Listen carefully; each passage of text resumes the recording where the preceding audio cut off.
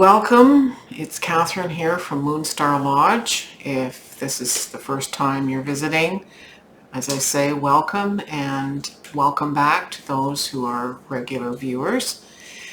I'm an elder at an Indigenous lodge in Central Ontario, and I've been doing psychology, parapsychology, shamanic work for the better part of 45 years-ish. And I've run Moonstarlodge for almost 40 years.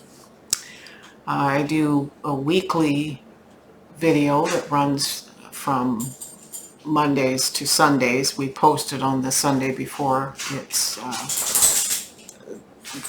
before the week, and then I do a couple of shorts midweek and weekend over on Instagram. If you like this video, please give us a like and subscribe if this speaks to you. And there's a link down below to give me a coffee, and I would welcome that because I'm a coffee drinker and a tea drinker. All right, so let's go to the cards. So these are the decks I'm using this week. The Star Codes Astro Oracle by Heather Rowan Robbins, the White Light Oracle by Alana Fairchild, the Tea Leaf Fortune Cards by Ray Hepburn, the Archeo Personal Archetype Cards by Nick Bantock, and the Ostara Tarot by, I'll have to get this up close to read it, Julia Iredale, Krista Gibbard, Molly Applejohn, and Eden Cook. So, okay, let's move the boxes and get to the cards.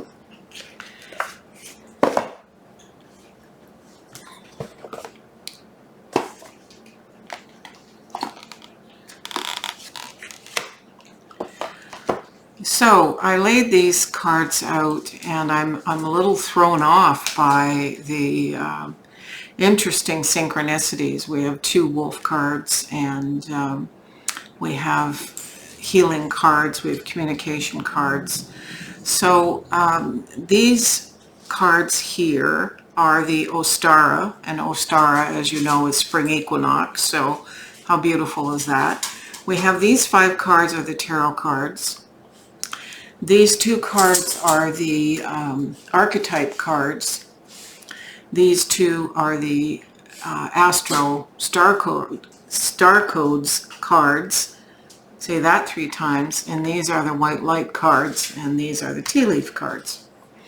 So I'm going to work with this line, and we will bring in the clarifying attributes here. I just lined it up this way just to get it all on camera.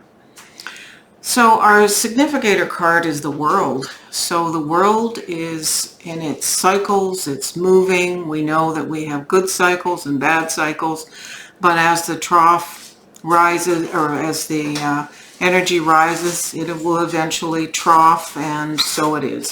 But right now this tells me we're on an up cycle. And one of the things that signifies this is we have the Eight of Wands, which is very much protecting, being secure in what we're doing, where we're going. It's very much seeing the fruits of our labors to an extent, a little bit differently than the coins or pentacles. But this is the Ten of Pentacles, and so the Ten of Pentacles is telling me that whatever this success is, it's a building success. You're going to feel it. You have the energy of the Emperor, so you're in control here. You are authoritative. You understand all the parameters that define your success. So this is a very great deal of success. And the last card here is the Three of Pentacles or coins, which is, you know, making sure that as the cycle comes around again, you're doing due diligence. You are perhaps seeking the advice of a mentor or an advisor, but this is a group or more than just your effort. So there's a group element to this. So we're all good here. This is a delightful reading. And I want to come to what the astrological implications are. So this first card here, called Solar Calm, it relates to clarifying things. So we've got the chakra system, but we've got the higher self represented here. So the mentor that you might be seeking could be your own soul, the connection with Source, Spirit, the Creator, Allah, God, whatever you call that. But there's an element here of getting some clarity and clarifying for yourself the direction that you're taking. This card, the Gemini card, is called cross-pollinating. The energy of this is sort of the June energy, where we're coming the very end of spring, going into summer. And this is about words. And I'm going to just find my reference here to tell you what that card actually means, because it's a little bit more complex than normal. All right. With its symbol of a pair of twins conversing, Gemini asks us to weave a web of connections and build networks with humor and all form of communication. This mutable air sign is ruled by Mercury and is connected to the lungs, shoulders, hands, and nerves. Gemini's purpose is to disperse ideas like milk thistle on the spring winds, cross-pollinate ideas like bees buzzing over the flowers. And the sun shines here May 21st to June 21st. So that's important. You've got all this action happening here. You're working collectively, you're communicating, and you're clarifying what this journey represents. Now, the white light cards, you've got the beta of Spirit Wolf. And Spirit Wolf doesn't pull any punches. Spirit Wolf in indigenous stories is the very last entity to be created closest to humans, to guide humans on how to live sacredly on the earth. It was here to be the companion, the penultimate companion, compassionately detached from outcomes, but the kind of love and dedication that would help us to see how to move in the world. And that's interesting because this card exists here as well. Wolf does not have to comply to humans. Wolf lives very nicely in its own world.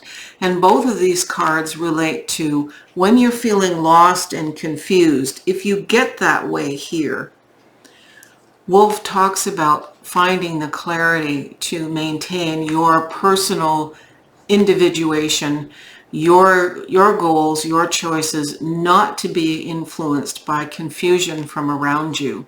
So it's staying on course, really. The love that Wolf has, in terms of my teachings, is an unconditional love, and it's an unconditional respect.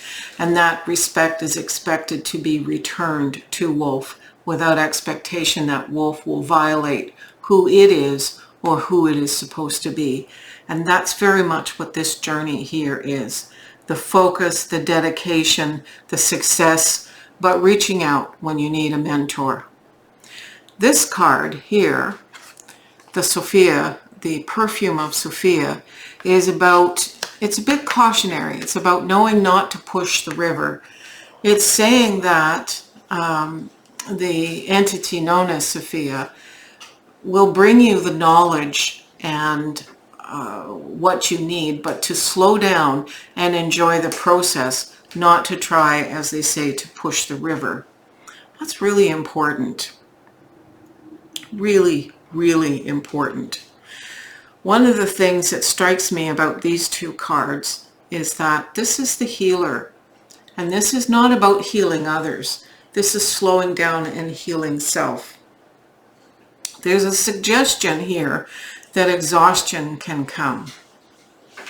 Now, with the Gemini card relating to lungs, shoulders, hands, energy, this strikes me as supporting this gesture, not to get yourself exhausted by May 21st to June 21st. All this energy is starting now. That's starting this week. So the enterprise that we're carrying forward here is running for a full 2 months. So whatever you're creating here is quite ambitious. Just know that you aren't supposed to push the river. Now, I've said before, if you've been to this channel or classes here before, that one of the very first things I ever learned was tea leaf reading. And it was joyful for Ray Hepburn to bring out these cards, so we didn't have to pull out the old teapot to do a reading. And the 4 cards that I pulled, I've never used these in this kind of a reading before, but here's some cautionary